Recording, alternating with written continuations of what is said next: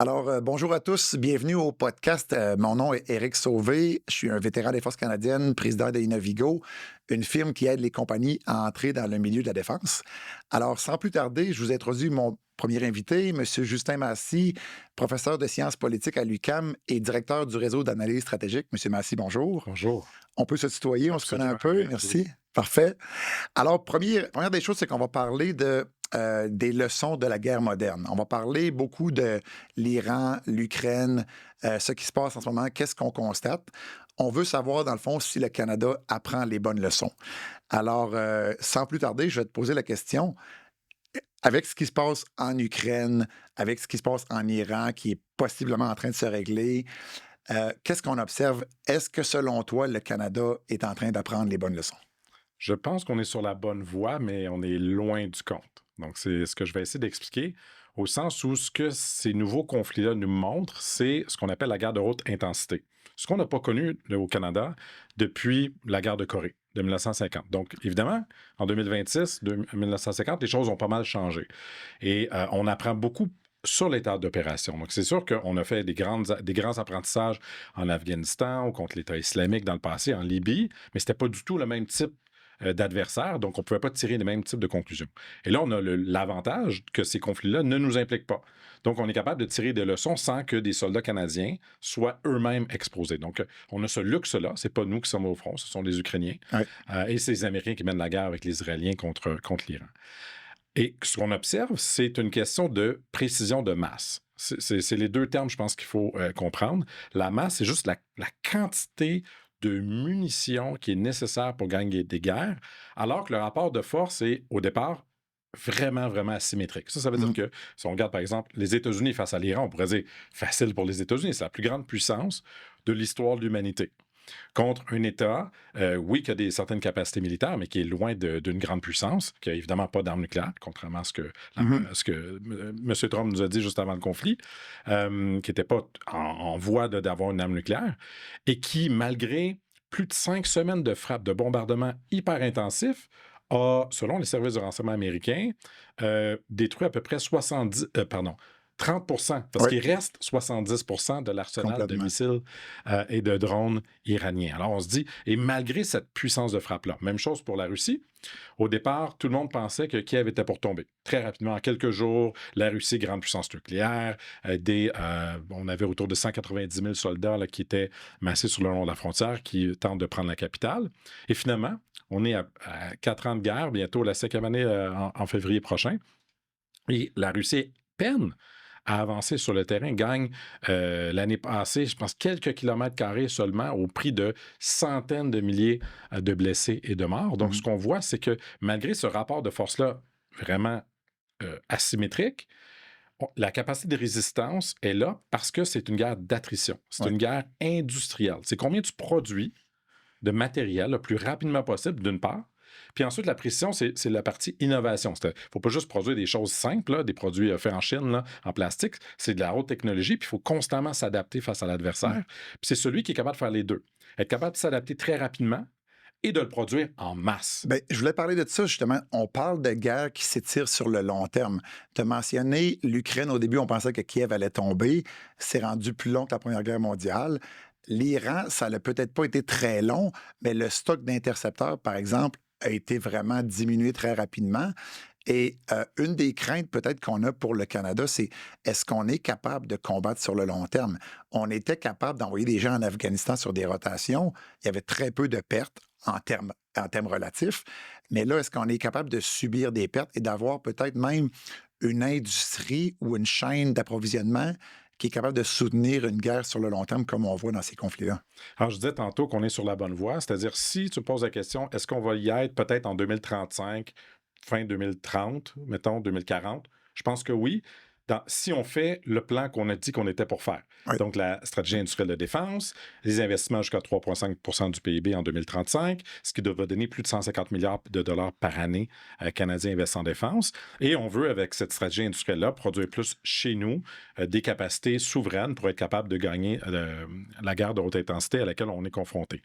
Si par contre, nos soldats canadiens en Lettonie aujourd'hui se font attaquer par la Russie, qui est capable d'amasser, par exemple, des centaines de milliers de troupes parce qu'il y a un cessez-le-feu en Ukraine, par exemple, ce qui pourrait arriver, tout à fait. C'est ce qu'on a même prévu. Il y a eu beaucoup de négociations pour arriver à un cessez-le-feu. Bien, beaucoup craignent que, suite à un cessez-le-feu en Ukraine, la Russie ne va pas juste démobiliser ses soldats, les ramener à la maison, leur payer les pensions qu'ils leur ont promises et les réintégrer dans l'économie civile.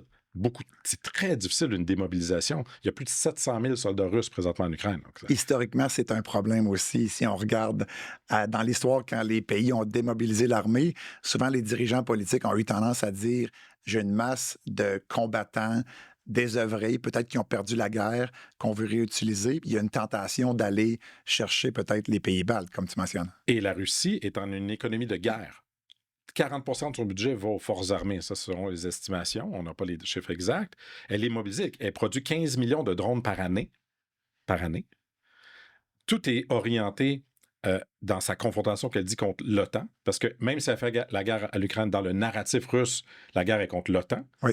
Et bien sûr, dans ses demandes, c'était pas juste que l'Ukraine capitule, c'était aussi que l'OTAN retourne à ses frontières d'avant 1997.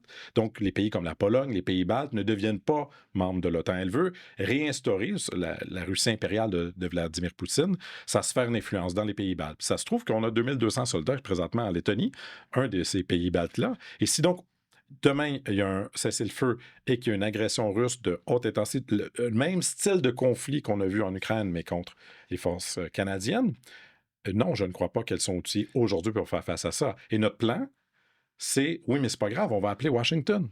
C'est toujours été ça. Oui, mais est-ce qu'on peut parler justement de ces forces-là en Lettonie? Parce que, tu l'as mentionné, il y a des forces multinationales dans les 3 pays baltes. Il y a un corridor qu'on appelle le corridor de Suwalki, qui est un corridor très mince qui pourrait isoler ces pays-là. C'est quoi le plan de l'OTAN? Parce qu'on avait l'impression au début que ces forces-là étaient là comme un genre de tripwire. Mais là, on veut les renforcer, puis on espère que l'OTAN va se battre aux confins, dans le fond, aux confins est de l'Alliance. Est-ce que tu constates la même chose de ton côté? C'est le but. C'est le but de passer au départ, c'est un bataillon. Là, c'est rendu une brigade par pays multinational. Le Canada, il y en a 11 pays parce qu'on n'a pas assez de force. On a besoin de 10 autres pays pour constituer une brigade. Une brigade.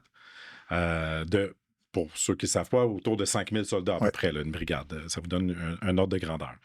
Et les Polonais en ont avec les Américains. Il y a les Allemands aussi, les Britanniques dans les autres pays baltes. Et c'est très peu, mais le but, c'était pas d'avoir déployé dans les pays baltes la capacité de vraiment vaincre la Russie. De résister. C'est plutôt de résister. 72 heures, je dirais à peu près sur le plan. Le temps qu'il y ait des renforcements qui soient venus. Et surtout, le modèle des plans de défense régionaux de l'OTAN, c'est un modèle basé sur la façon que les Américains font la guerre, ce qu'on appelle des opérations multidomaines, où les États-Unis, ce qu'ils veulent dans un conflit, c'est gagner la supériorité aérienne en donc pénétrant l'espace aérien russe avec des avions furtifs, avec des missiles Tomahawk, avec ce type de système-là, pour détruire leur capacité sur le territoire russe, ce qui fait que vous devez résister sur le terrain dans les premiers, disons, affrontements, mais avec l'aviation, on pense être capable de porter un coup très, très dur à l'adversaire très rapidement, ce qui fait que la Russie, on pourrait couper, par exemple, dans le plan, ses capacités d'approvisionnement, ses chaînes logistiques, sa capacité de donner un appui aérien à ses troupes au sol, ce qui donnerait un avantage ensuite sur le terrain. Mais c'était ça que je disais tout à l'heure. Donc, notre plan, c'est qu'il y aura la cavalerie américaine va être là. Et là, on vit un moment unique où on n'est pas certain que la cavalerie va se présenter. On va aller là. Une alliance est basée sur la confiance, c'est-à-dire que les 31 autres pays vont être présents et surtout que l'Amérique va être présente. Il y a des messages très contradictoires de Donald Trump. Il y a eu les tentatives peut-être de prendre le Groenland de façon diplomatique militaire. Et puis, il y a les retraits des troupes américaines de Pologne, les messages. Donc, est-ce que l'Alliance, dans le fond, n'a pas un pied d'argile un peu en se fiant complètement sur les Américains pour la fameuse suprématie aérienne? Et je rajouterais à ça le renseignement, le transport logistique global, le fait de déployer des forces dans les pays baltes. C'est pas tous les pays qui sont capables d'amener des grosses pièces d'équipement dans le secteur.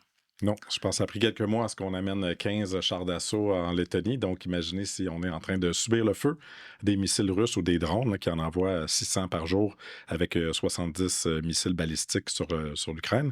Évidemment, ce n'est pas le même type d'approvisionnement lorsqu'on est en conflit. Il il y a moins d'incertitude, à mon avis, parce qu'on connaît maintenant les plans de la défense américains. Ils l'ont publié dans leur stratégie de défense nationale à l'automne dernier. Ils disent aux Européens, c'est à vous à assurer la sécurité, la principale responsabilité de votre sécurité. C'est pas aux États-Unis à être le principal garant de la sécurité européenne. Ça, c'est un message qui a été assez constant, qui n'est pas nécessairement une mauvaise chose du côté des Américains de dire arrêtez de dépendre de nous. Là où le problème est avec Donald Trump, c'est quand il mentionne comme au premier mandat, je vais encourager la Russie à vous envahir si ça n'arrive pas. Si vous ne payez pas, ouais. C'est peut-être un peu là que le problème est. Et plus loin, c'est que là, il commence, en vue du sommet de l'OTAN qui aura lieu là, en début juillet à Ankara, en Turquie, à dire qu'est-ce que ça va vouloir dire, ça, que les Européens assurent la responsabilité première de leur sécurité.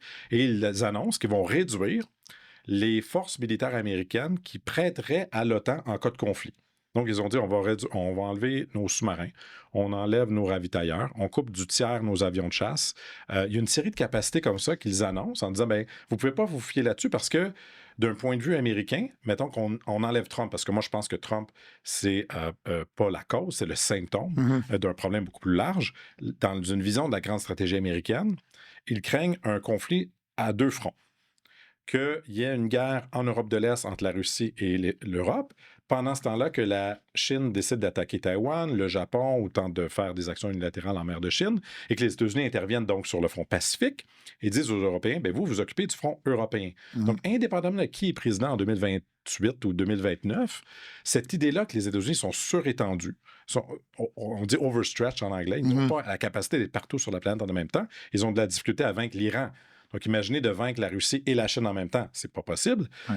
Cette tendance-là de dire que les États-Unis vont se retirer puis faire ce que, comme Obama avait fait en 2011 en guerre en Libye, leading from behind. Donc, on peut être là. Vous pouvez vous appuyer sur nos satellites, notre renseignement, mais c'est vos missiles. Puis ça tombe bien, les Européens ont manqué de missiles, puis ils n'en ont pas acheté plus après 2011, la campagne de Libye. Ouais. Les ravitailleurs, ils en manquaient, ils ont dû demander des renforts aux Américains. Puis ça, c'était contre la Libye, le régime de Kadhafi, qui était loin d'être une puissance nucléaire. Donc, non, j'estime que si aujourd'hui, il y a un conflit et que les États-Unis disent « Écoutez, nous, on vous soutient, on est avec vous, l'Europe, là, on vous aide, mais...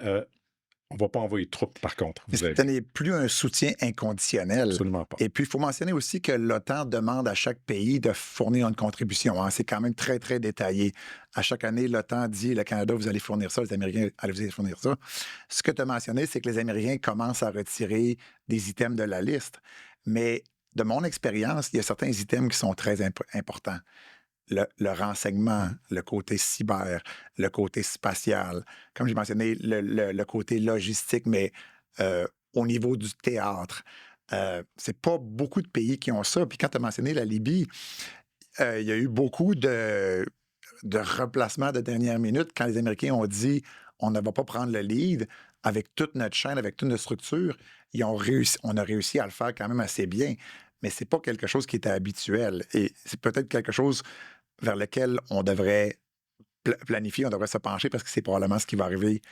Oui, dans le les problème prochains présentement à conflits. Bruxelles ou dans plein de capitales européennes, c'est on craint que si on commence à se préparer au désengagement américain, on accélère le désengagement américain. Donc, il y a une forme de déni en disant oui, mais ça, c'est juste Donald Trump. C'est pour ça que je parlais que c'est un symptôme plutôt qu'une cause. Ah oui, mais c'est pas grave. Après les élections de mi-mandat, ça va revenir. Ou après la prochaine élection présidentielle, ça va revenir à la normale. On va pouvoir se fier à nouveau aux États-Unis. Donc, on va essayer de moins planifier comme s'ils vont nous abandonner. Et comme ça, ils vont peut-être pas nous abandonner. Le problème, c'est que si votre adversaire voit ça... C'est un peu de l'aveuglement. C'est de l'aveuglement. Et une politique de défense, c'est une politique d'assurance. Tu dois te prémunir contre le pire. Tu sais, tu payes ta prime pour ne pas passer au feu parce que c'est pas parce que tu penses que tu vas passer au feu. C'est parce que si tu passes au feu, tu veux avoir eu ta prime d'assurance, avoir payé, ta prime d'assurance. Sinon, tu perds tout. Ouais. Et les Européens, c'est leur sécurité nationale, dont il est des questions d'intégrité territoriale. Et je ne suis pas certain qu'ils ont encore... Ça varie beaucoup d'un pays à l'autre. Les pays baltes comprennent cette menace-là. La Pologne comprend cette menace-là. Mais plus on s'en va vers l'ouest, là, vers l'océan Atlantique, puis on n'est pas rendu au Canada encore, moins on prend cette menace-là, je dirais, au sérieux. Et c'est ces pays-là qui doivent fournir la plus grande capacité parce que c'est la puissance française, la puissance allemande, c'est la puissance britannique qui ont les reins économiques suffisants pour aider les pays sur le front Est. Mais Trump a pointé un problème qui était très réel. Puis je l'ai souvent utilisé en parlant à des gens, c'est le fait que tous les dirigeants sont à table au restaurant et quand vient le temps de payer, il y en a qui partent aux toilettes. Le Canada le faisait pendant longtemps. Il y a plusieurs pays qui le faisaient. On demandait un 2 qui n'était jamais atteint. Et quand tu dis que Trump n'est peut-être pas une anomalie, à ce point de vue-là, je suis d'accord parce que les Américains, ça fait longtemps qu'ils ont une frustration, même pendant Biden, même pendant Obama, qu'on n'amenait pas exactement notre partie égale à la table. C'est pour ça que ça ne va pas changer tant que ça après Trump. Ça va peut-être aller un peu mieux, mais c'est un devoir des Européens et des Canadiens, entre autres, si on vient au Canada, de se diversifier. Parce que peu importe ce qu'on pense de Carney, politiquement, il fait des efforts pour diversifier du côté militaire, du côté approvisionnement américain, sans enlever un peu la dépendance, côté diplomatie, côté économique. Est-ce que tu vois que c'est justement des pas dans la bonne direction pour sortir nos œufs qui étaient peut-être un peu trop dans le même panier pendant longtemps?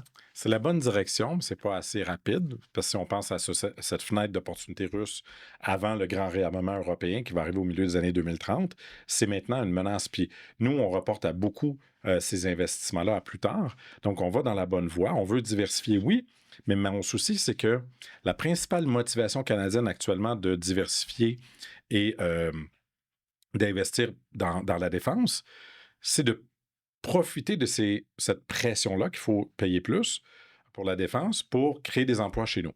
Oui. Que la principale motivation, c'est pas de dire on veut les meilleurs systèmes d'armes pour se prémunir contre une guerre en Europe où les États-Unis ne sont pas avec nous. Puis comment on va faire pour gagner cette guerre-là?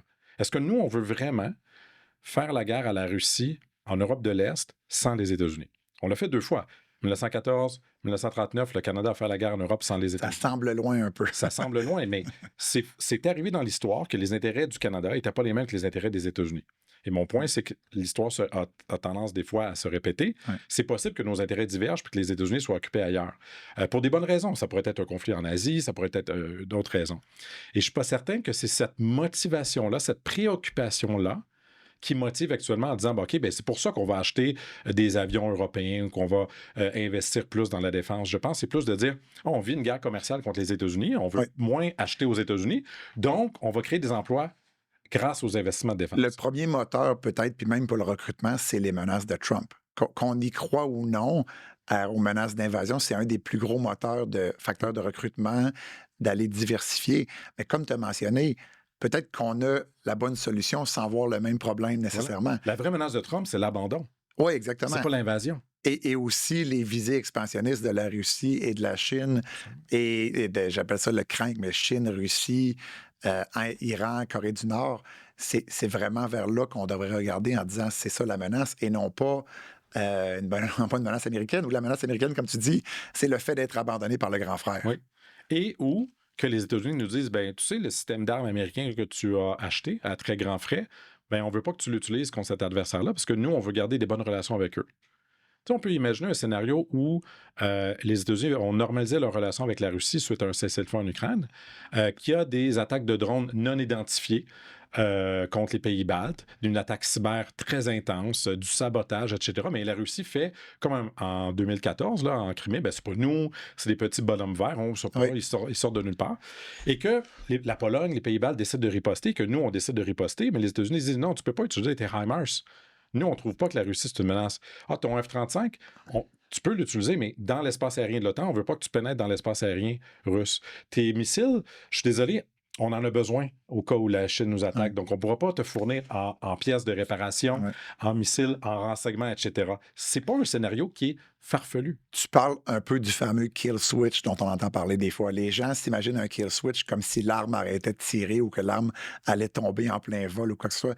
Mais la réalité, c'est pas ça. Ce que tu as mentionné, c'est que on est dépendant des pièces, de la maintenance, de l'information qui est fournie. Moi, j'étais dans le renseignement pendant longtemps. On est extrêmement dépendant des Américains. Et quand tu parlais d'attribution tout à l'heure, attribuer une attaque cybernétique ou des petits bonhommes verts ou une menace hybride, ça va être difficile, peut-être même sans le renseignement américain des fois.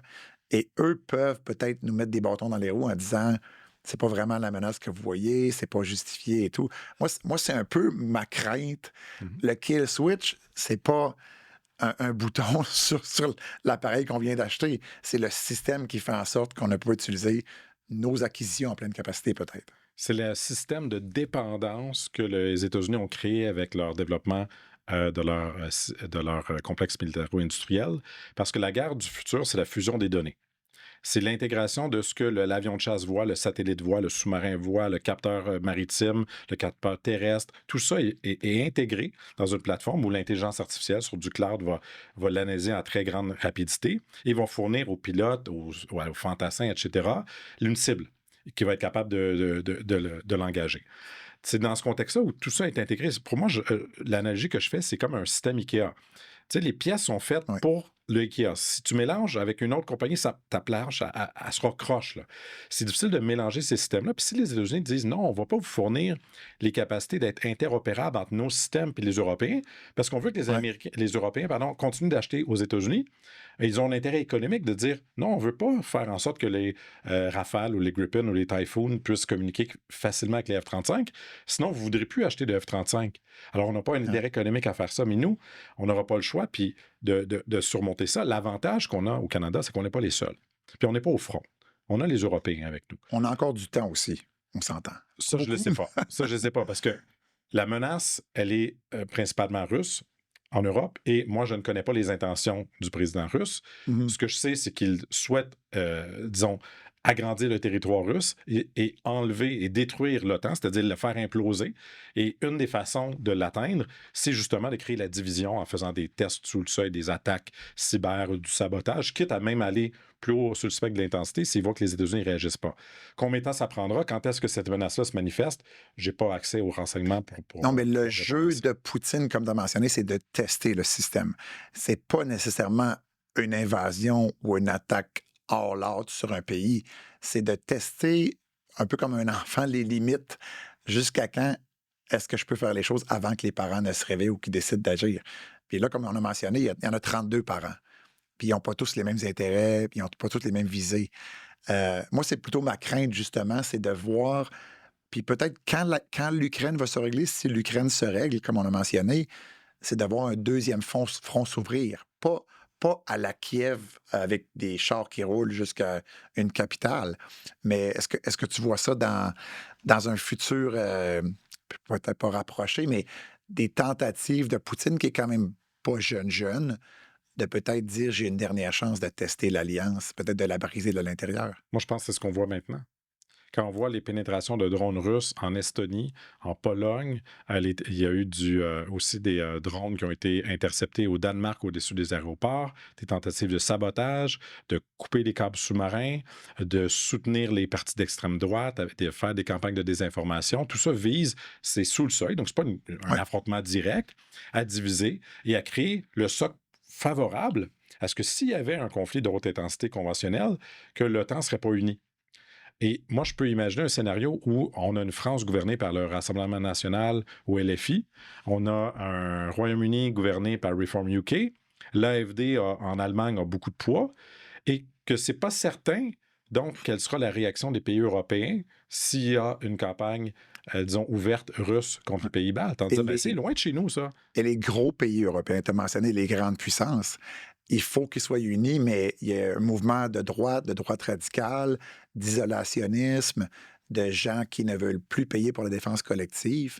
Et encore une fois, les Américains étant l'éléphant dans la pièce, ils ont la chance d'être isolés par trois océans et qui commencent vraiment à voir l'Europe comme une puissance déclinante qui doit se prendre en main. Donc, c'est ça qu'on. En fait, je pense que la Russie et la Chine font la même lecture un peu de la situation. Peut-être la Chine, un théâtre différent, mais ils font la même lecture que l'Europe est non seulement faible, mais semble se sentir faible. Absolument. La différence entre la Chine et la Russie, à mon avis, c'est que la Russie est beaucoup plus prône à utiliser l'armée, donc les forces militaires, pour atteindre ses objectifs. Il y a une tolérance au risque beaucoup plus grande par Vladimir Poutine que par les Chinois, qui sont plus prudents.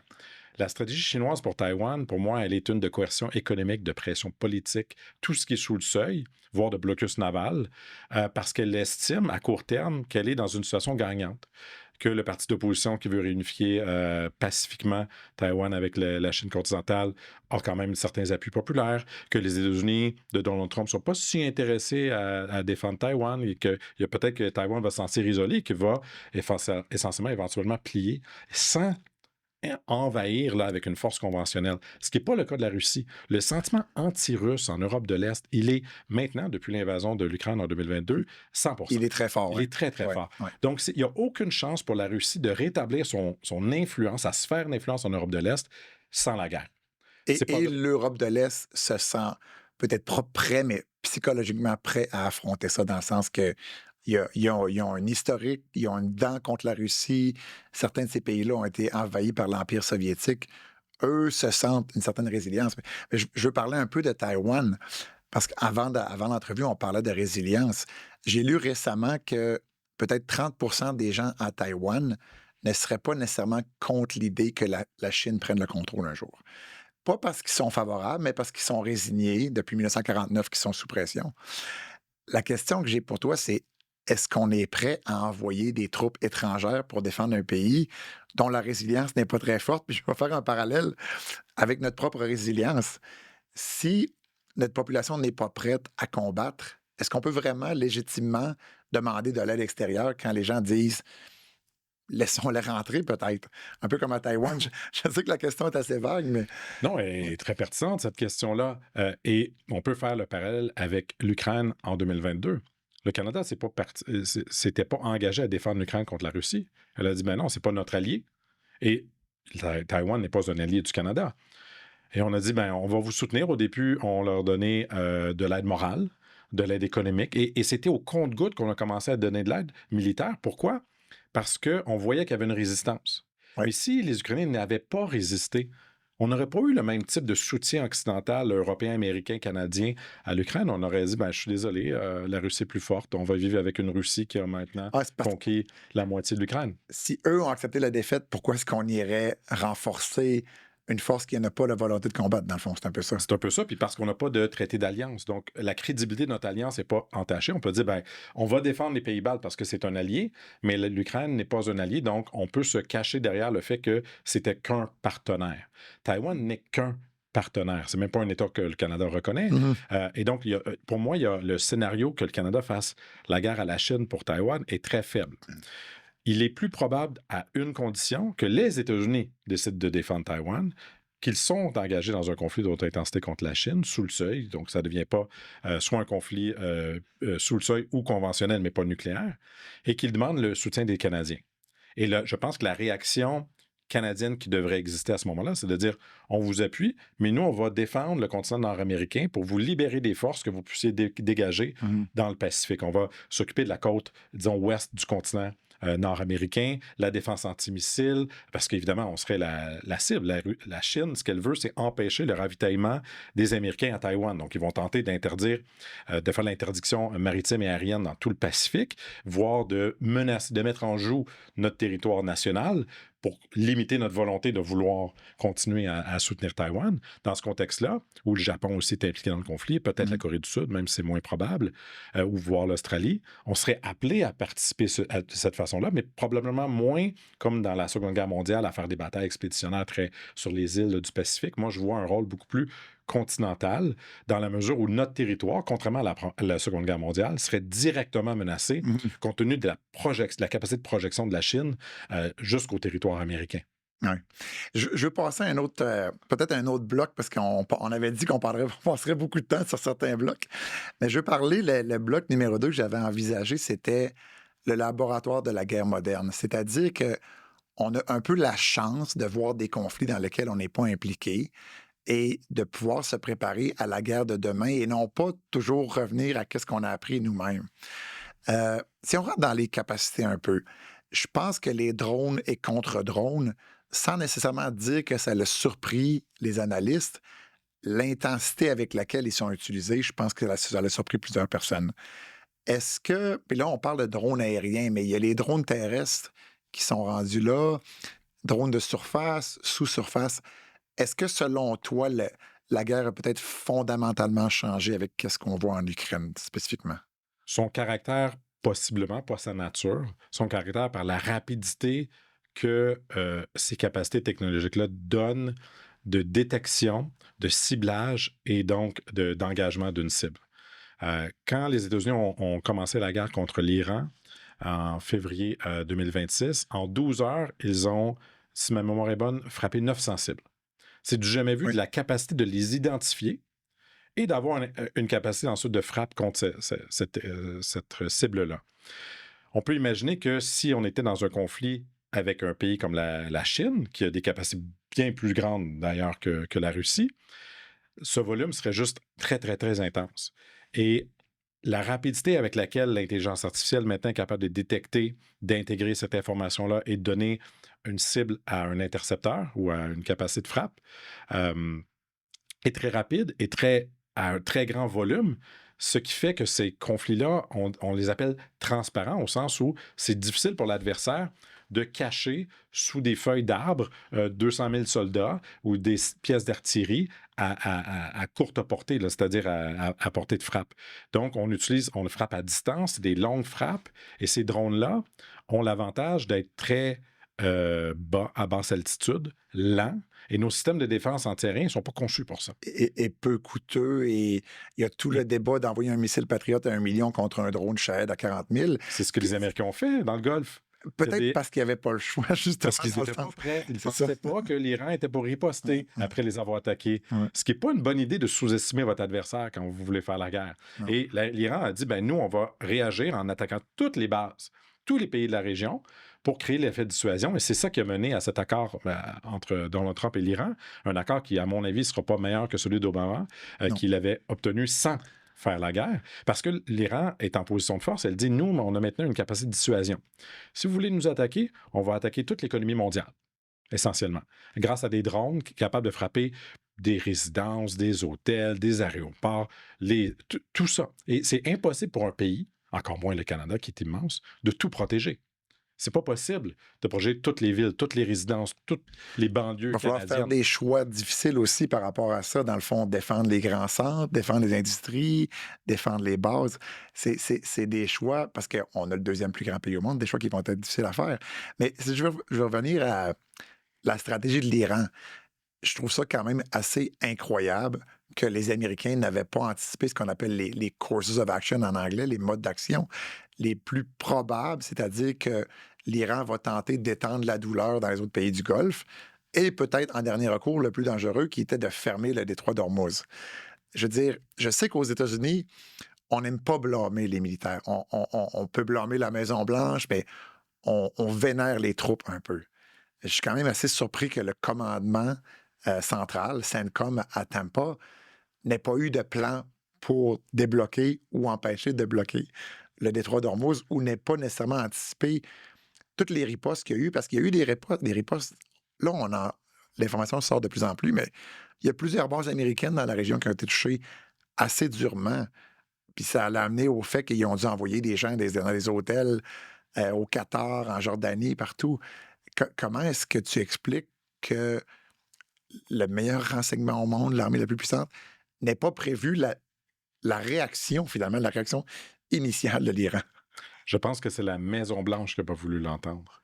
Je pense que les services de renseignement américains ont donné cette information-là, qu'ils ont dit qu'il y avait des fortes probabilités que l'Iran réagisse comme ça, que les probabilités qu'on puisse détruire l'arsenal balistique et de drones iraniens en 5 semaines étaient impossible, très, très faible, que changer un régime par des bombardements aériens seulement sans troupe au sol, c'est jamais arrivé. Les probabilités que ça se produise à nouveau sont très faibles, mais ce qu'on a compris de ce qui est sorti, évidemment, on est au début de ce conflit, dans ce conflit-là, donc on n'a pas toute l'information, mais que ce serait les services de renseignement et surtout le premier ministre israélien qui aurait convaincu le président Trump que l'Iran, que ce régime des gardiens et les gardiens de révolution étaient pour tomber en quelques jours face à la capacité de frappe, parce qu'ils avaient réussi en juin 2025 là, vraiment à pénétrer l'espace aérien, ils étaient capables d'imposer la supériorité aérienne, et que donc, en conséquence, on n'avait pas à se prémunir contre une riposte. Il n'existerait plus. Justin, je suis 100% d'accord avec ton évaluation que du côté politique,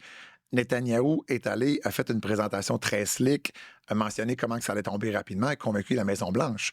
Mais moi, comme ancien officier militaire de renseignement, c'est le devoir de dire au boss, peu importe ce que le politique dit, là, nous, nos scénarios, nos jeux de guerre, depuis des années, nous disent que ça va se passer quand même.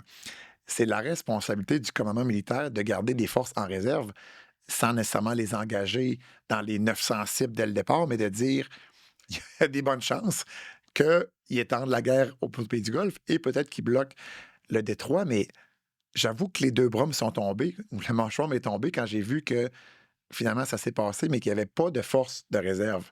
Tu comprends? C'est une chose que les politiciens disent une affaire, mais les militaires ont une responsabilité qui est une responsabilité professionnelle de dire, de mon avis de professionnel, que tu le crois ou non, ça va se passer.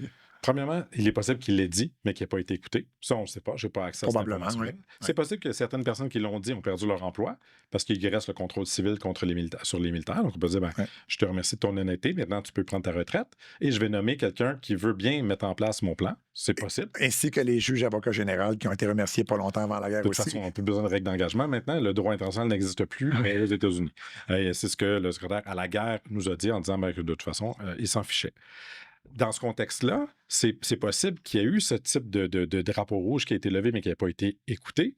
Mais historiquement, le politique américain a rarement écouté les conseils des militaires. L'invasion de l'Irak, là, où Rumsfeld pensait être capable de prendre le pays rapidement avec 150 000 soldats, qui n'avaient pas besoin de faire une grande campagne comme la guerre du Golfe, bien, il avait tort. Et Colin Powell avait raison, mais on l'a pris après le conflit.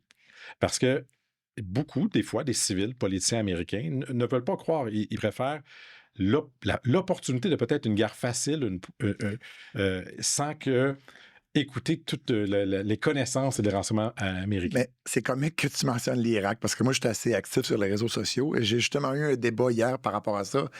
Je disais que les Américains avaient perdu l'Irak et évidemment, on me challengeait. J'ai dit, vous n'avez pas anticipé le fait qu'après la chute de Saddam Hussein, il y aurait un vide de pouvoir qui allait créer un chaos.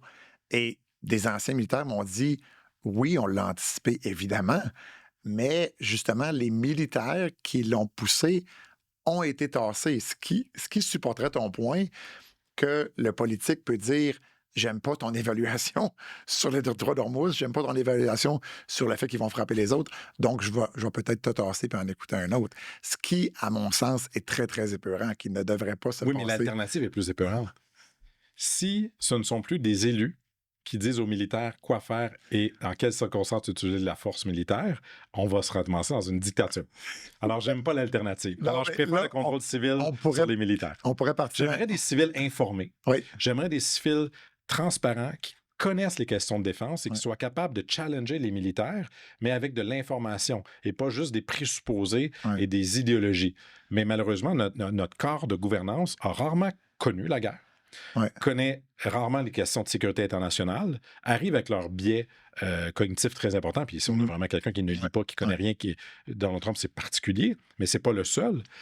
Ce qu'il faudrait, c'est une société générale plus éduquée sur les questions de sécurité et de défense complètement. et qui soit plus compétente. Nous, au Canada, on a rarement même exercé cette pression civile-là contre les militaires parce qu'on avait rarement des meilleures connaissances pour challenger. Par exemple, quand les requis militaires arrivent en disant, nous, on a besoin de tel appareil parce que c'est le seul qui répond à nos besoins, souvent, on disait, OK. Parce qu'on n'avait pas nécessairement la compétence et la connaissance pour être capable de dire, es-tu certain? Parce que moi, le scénario d'emploi de la force que j'ai en tête, c'est plutôt ceci et non pas celui que toi, tu envisages. Ouais. Mais si tu n'as pas ce scénario d'emploi de la force comme politicien parce que tu t'es jamais préoccupé des questions de sécurité nationale, tu peux pas dire à ton général, non, je suis désolé, quand Rick Hillier a dit à Paul Martin, oui, je suis capable de faire la guerre à Kandahar À Kandahar. et d'aller aussi au Soudan en même temps, monsieur le premier ministre, il n'y a aucun souci, on peut faire les deux en même temps. Il aurait fallu quelqu'un dans le bureau du premier ministre qui dise, écoutez, général, êtes-vous certain? Moi, je regardais vos chiffres, là. Puis je regarde combien de soldats on a besoin pour faire face à une population qui est hostile, qui met des IED partout, puis qu'on n'a pas de blindés, on n'a pas d'hélicoptères, on n'a pas d'équipement pour faire face à cet ennemi-là. Pensez-vous vraiment qu'on est capable de remporter cette guerre? Comme tu dis, si on n'a pas des gens dans le politique éduqués, ils n'ont pas la capacité de challenger, aussi, ça peut être intimidant des militaires qui arrivent avec leur état-major qui disent on a fait le calcul. Exactement, je sais c'est quoi. Ça peut être intimidant, ils arrivent avec une présentation très slick expliquant pourquoi ça va se passer ou non. Moi-même, comme militaire, des fois, j'aimerais ça être challengé aussi, mais par des gens qui s'y connaissent, qui peuvent dire justement j'ai un autre point de vue à amener. Puis c'est un peu la même chose quand on parle de l'approvisionnement. On parlait des F-35 tantôt. Il ne faut pas se le cacher, l'aviation veut des F-35, l'aviation royale canadienne. Si on lui dit « Est-ce que tu peux gérer deux flottes? » La réponse, de facto, c'est non. il n'y a personne qui peut challenger ça vraiment parce que c'est les spécialistes qui parlent. Il y en a qui tentent des fois de challenger en disant que peut-être une flotte hybride, ça pourrait être acceptable. Mais si tu prends des généraux de l'aviation, ils vont tous te dire que c'est un non-sens. Donc, il y a un peu ce côté-là, ce que tu es mal pris quand le militaire dit c'est ça ou c'est rien, non? T'es mal pris si t'es mal conseillé. On ne peut pas espérer qu'un premier ministre ait toute cette connaissance-là. Il peut pas avoir sur Certainement tous pas. les dossiers. C'est pas possible. On gouverne tout le pays dans tous les dossiers. C'est pas possible. Mais on peut certainement avoir des conseillers qui sont les conseillers de défense. C'est-à-dire les civils dans le bureau du premier ministre qui connaissent super bien les questions de défense, mais qui ne sont pas membres des Forces armées canadiennes. Hmm. Je peux pas en nommer un.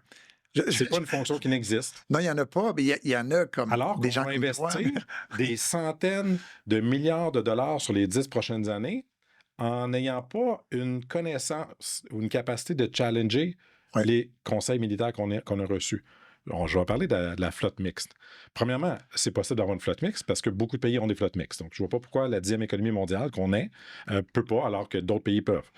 Est-ce que c'est un bon timing en 2026 de faire une double transition en même temps? Je pense pas. On n'a pas les infrastructures, ça prend du temps à avoir un avion.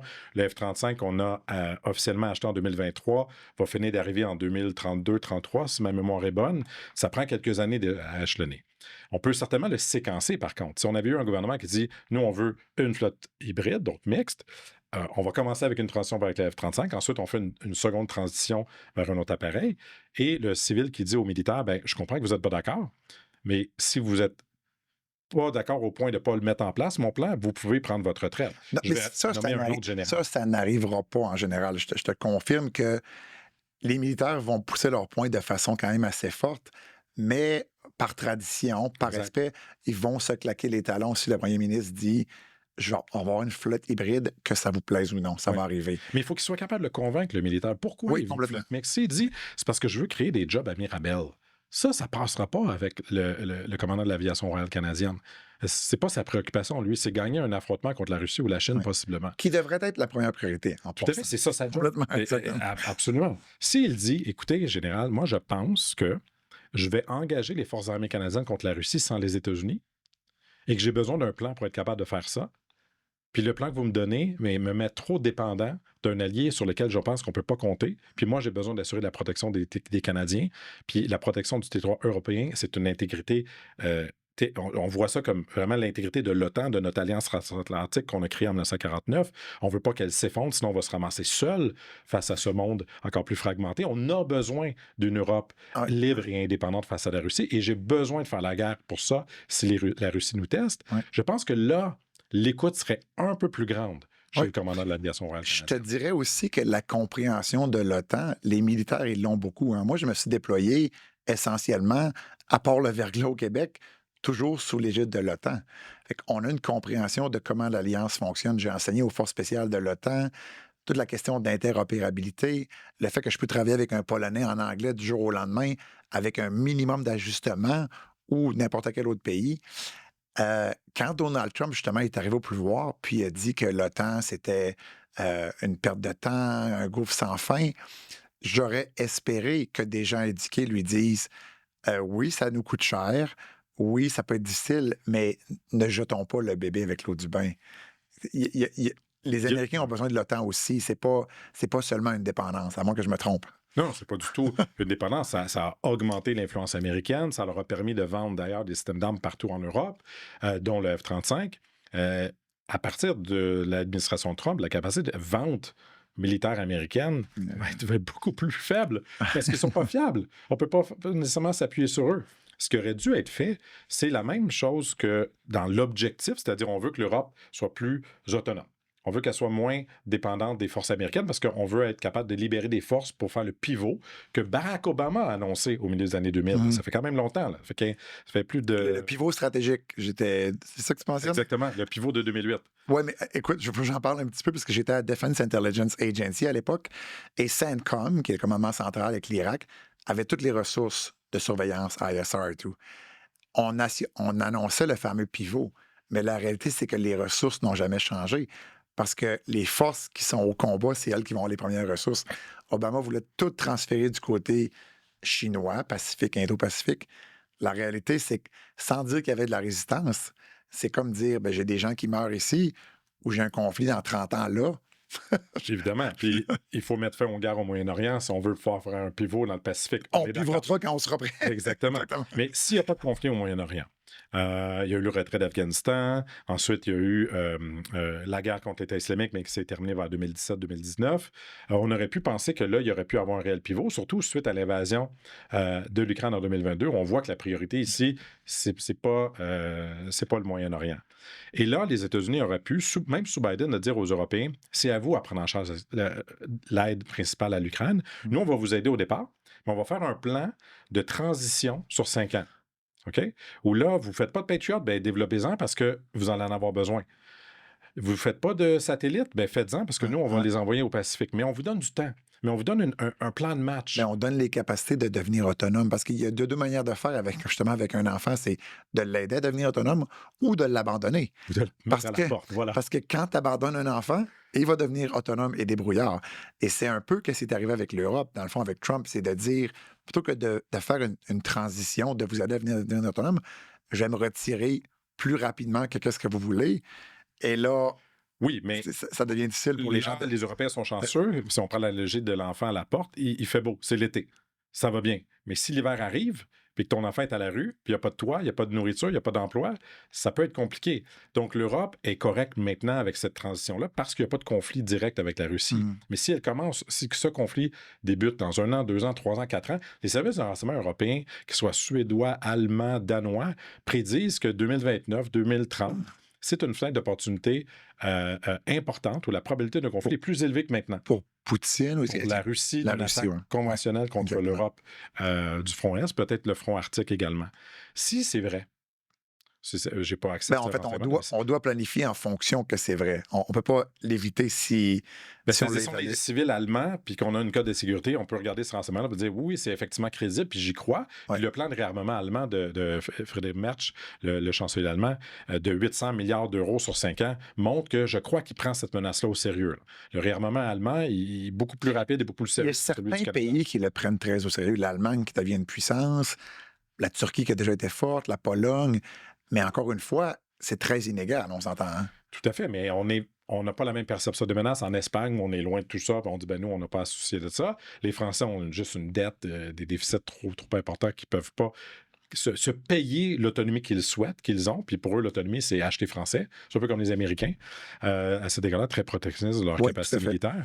Alors, les Allemands auront sur les épaules, je pense, un grand fardeau avec les pays de l'Europe de l'Est, puis la Finlande, les Scandinaves également, de l'Europe. Et je crois qu'ils le prennent au sérieux.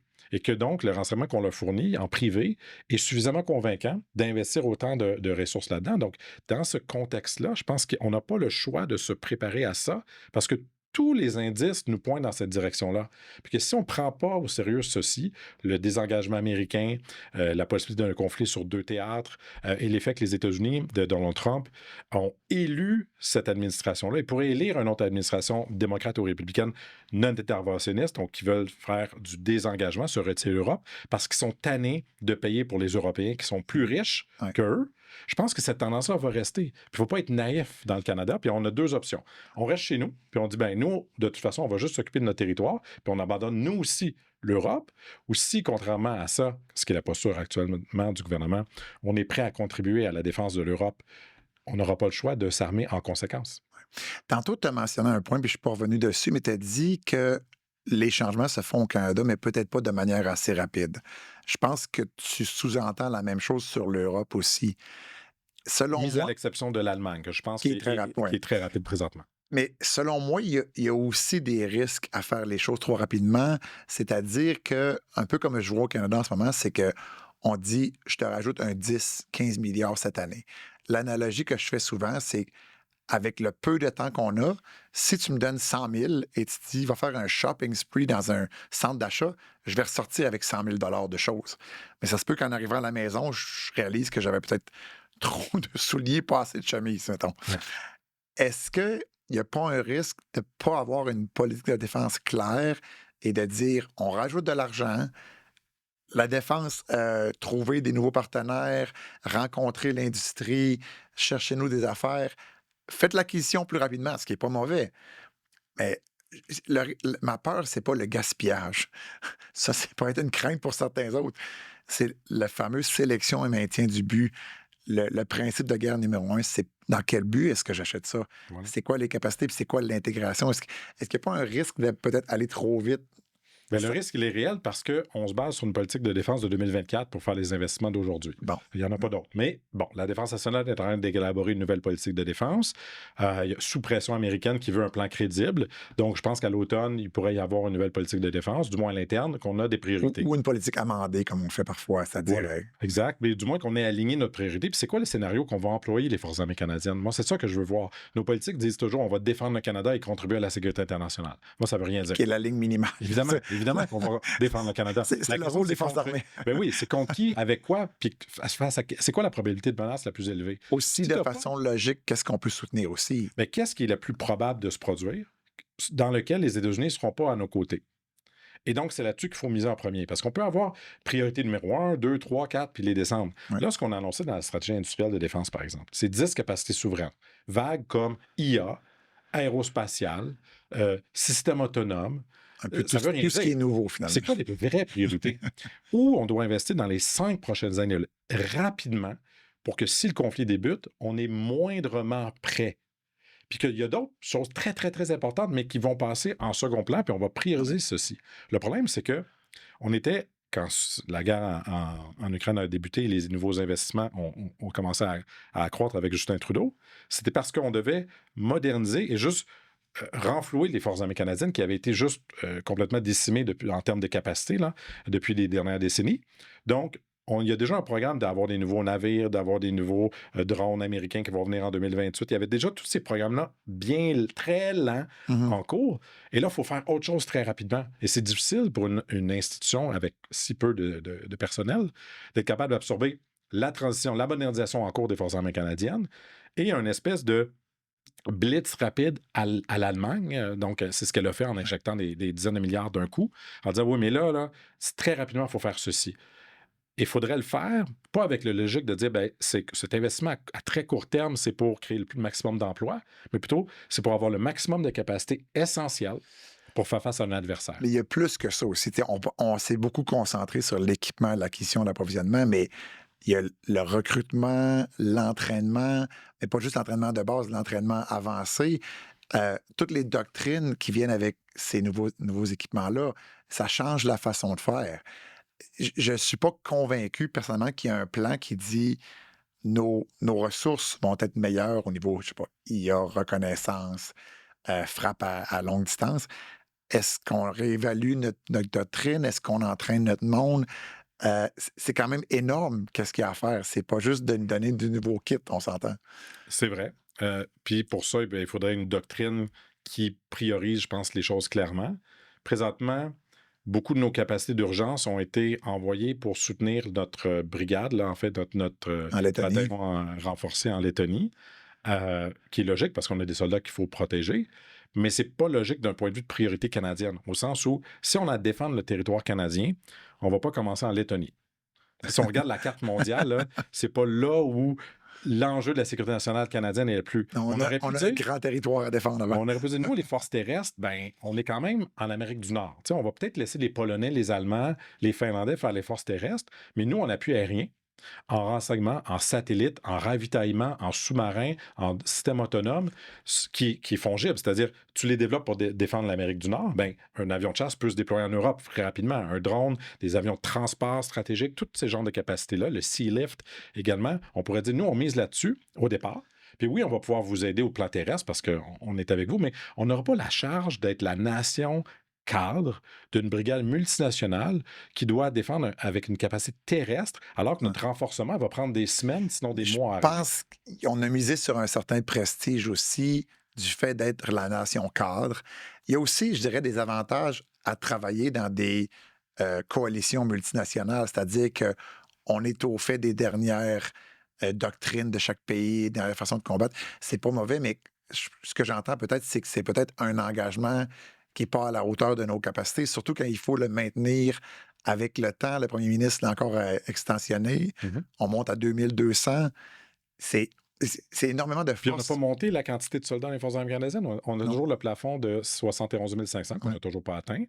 Il y a des discussions qu'on voudrait monter à 85 000. Certains parlent de 100 000 moi, de forces régulières, je veux Oui, dire. oui. J'en doute. Parce qu'il faut les trouver, ces gens-là. Il faut les former, etc. Il faut les équiper. Il faut les héberger. En fait, on a plein de problèmes Oui. aussi au niveau des bases. Et on peut dire ça, c'est notre plan sur 10-15 ans. On veut être là. Mais notre priorité, présentement, nous, ça va être des frappes de longue portée, parce que ça se trouve que ben, la Russie est loin de chez nous. Oui. Fait que si on développe des frappes de longue portée, on va pouvoir ensuite les envoyer en Europe puis continuer à frapper le même ennemi.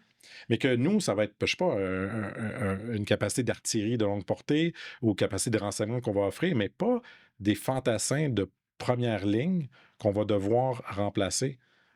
Ouais. Mais je te dirais que les fantassins de première ligne, c'est pas nécessairement ceux qui sont le plus durs à remplacer. C'est les métiers de support que tu as mentionnés Mm. qui sont connexes à ça. Dans le temps de l'Afghanistan, puis aujourd'hui, ce que j'entends, c'est que les rotations reviennent rapidement. Quand tu es un spécialiste logistique, renseignement, même peut-être finance, Ouais. tout ce qu'on ne compte pas, mais la guerre moderne, hein, pour un combattant à l'avant, tu en as peut-être 6 à l'arrière. Ouais. Mais c'est eux qu'on a de la misère à remplacer parce que d'expérience, les bataillons de Québec, Petawawa, Edmonton, ils connaissent très bien leur rotation.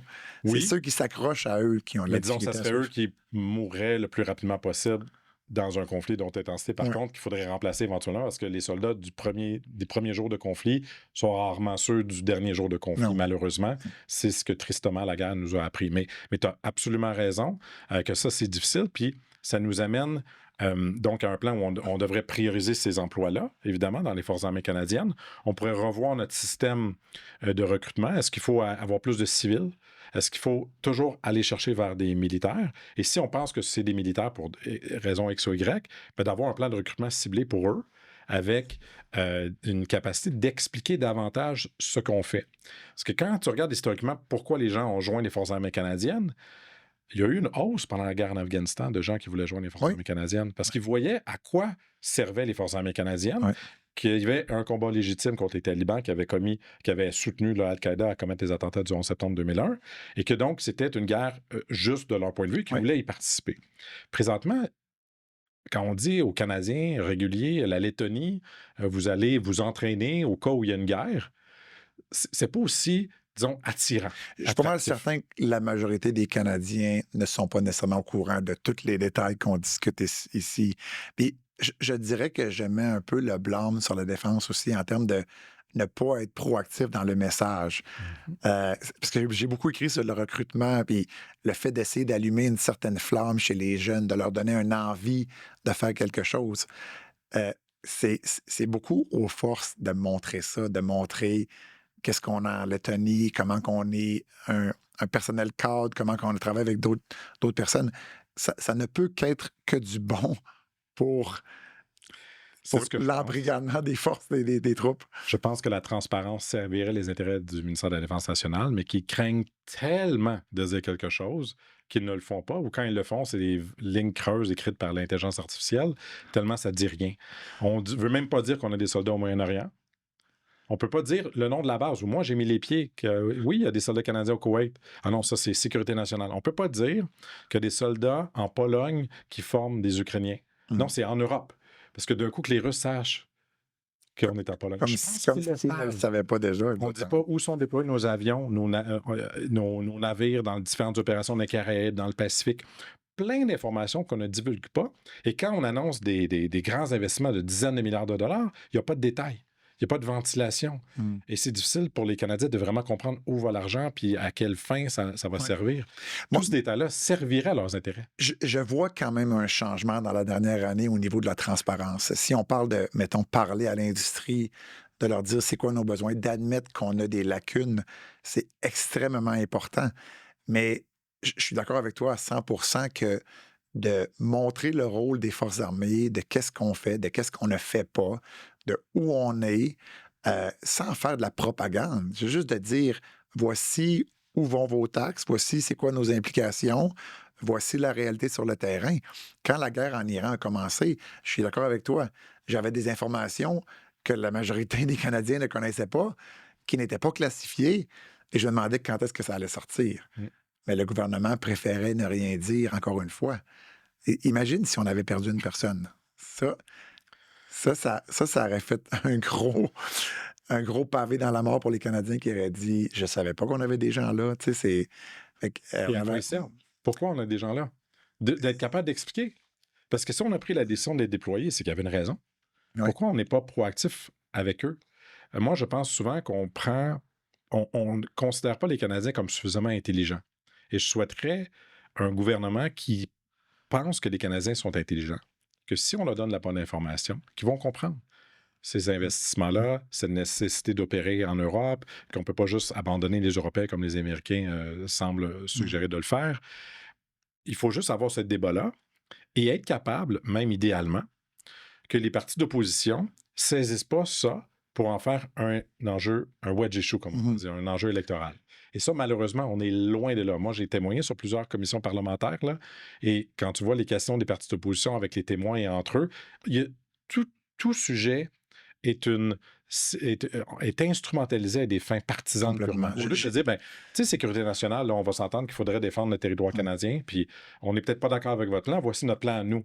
Ça serait un débat constructif, mais c'est pas du tout ce à quoi on assiste. Écoute, Justin, on arrive à 1 heure, puis c'est une belle transition sur le fait que tu parles de l'importance d'éduquer les Canadiens. C'est un peu le rôle que je me suis donné dans ce podcast-là, que tu supportes d'ailleurs avec le réseau d'analyse stratégique, que j'apprécie beaucoup. Alors, je voulais juste dire à ceux qui nous écoutent, j'espère que vous trouvez les discussions intéressantes, justement, comme M. Massy l'a dit. L'important, c'est d'éduquer les Canadiens, c'est quoi les enjeux, de bien les comprendre.